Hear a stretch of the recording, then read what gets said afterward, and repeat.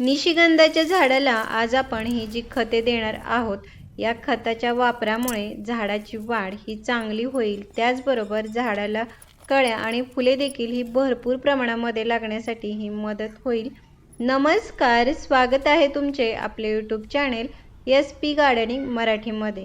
आज आपण या व्हिडिओमध्ये निशिगंधाच्या झाडाविषयी माहिती पाहणार आहोत. झाडाच्या वाढीसाठी, फुले येण्यासाठी झाडाची काळजी कशी घ्यायची, कोणती खते द्यायची, त्याचबरोबर कोणकोणती कामे करायची हे देखील आपण पाहणार आहोत.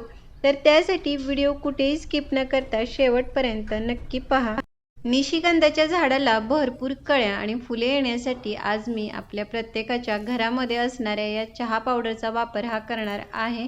मी या ठिकाणी ही ताजी चहा पावडर घेतलेली आहे. तुम्ही जी वापरलेली चहा पावडर आहे त्याचा देखील वापर हा खत म्हणून करू शकता.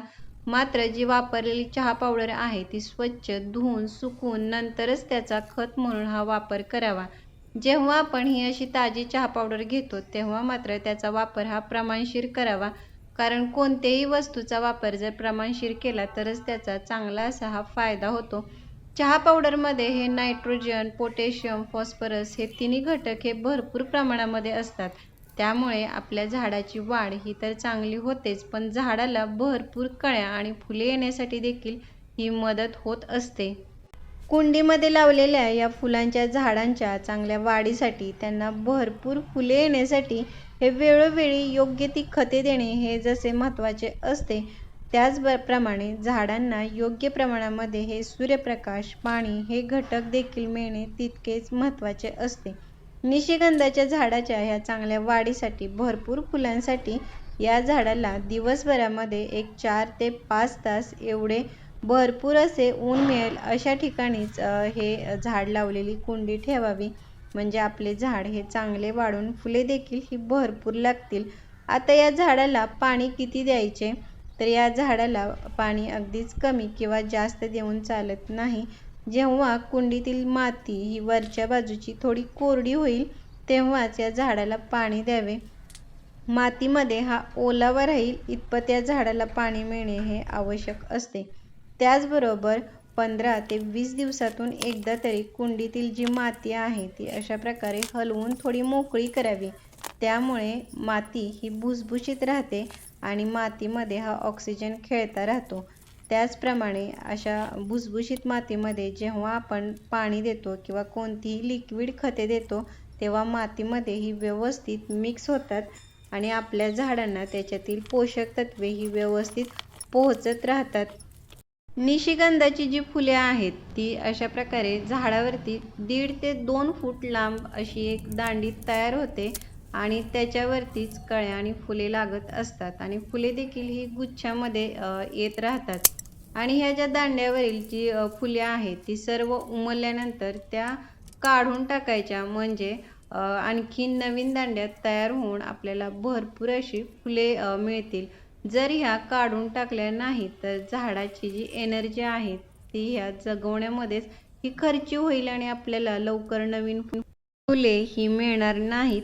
चहा पावडर बरोबरच आपण दुसरे जे खत देणार आहोत ते म्हणजे हे शेणखतापासून तयार केलेले हे लिक्विड खत आहे. तर त्यासाठी ज्या शेणी असतात किंवा जे शेणखत आहे ते 1 दिवसासाठी हे अशा प्रकारे पाण्यामध्ये हे भिजत ठेवायचे. म्हणजे शेणीमधील सर्व जी पोषक तत्वे आहेत ते पाण्यामध्ये उतरतात आणि आपले हे खत तयार होते. शेणखतामध्ये हे नायट्रोजन भरपूर असते, त्यामुळे आपल्या झाडांची वाढ ही चांगली होते. झाडावरती नवीन फुटवे यायला ही सुरुवात होत असते.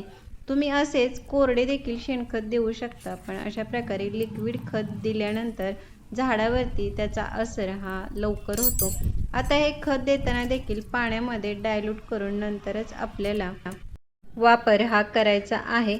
आता आपण ही जी चहा पावडर घेतलेली आहे त्याचा वापर किती प्रमाणामध्ये करायचा, तर एका कुंडीसाठी अर्धा ते पाऊण चमचा एवढाच या ताज्या चहा पावडरचा वापर हा करायचा आहे.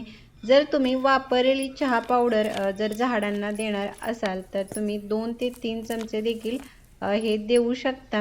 त्यानंतर आपण जे शेणखतापासून लिक्विड खत तयार केलेले आहे ते डायल्यूट करताना जर एक मग तुम्ही शेणखताचे लिक्विड खत घेतले असेल तर त्याच्यामध्ये अजून 2 ते 3 मग पाणी मिक्स करून नंतरच त्याचा वापर झाडाला करायचा आहे. तर अशा प्रकारे ही दोन्ही खते जर तुम्ही निशिगंधाच्या झाडासाठी वापरलीत तर झाडाची वाढ ही चांगली होईल आणि झाडाला फुले देखील ही भरपूर लागण्यासाठी ही मदत होईल. तर कसा वाटला व्हिडिओ मला कमेंट बॉक्समध्ये नक्की सांगा. भेटूयात पुढील व्हिडिओमध्ये. तोपर्यंत बाय.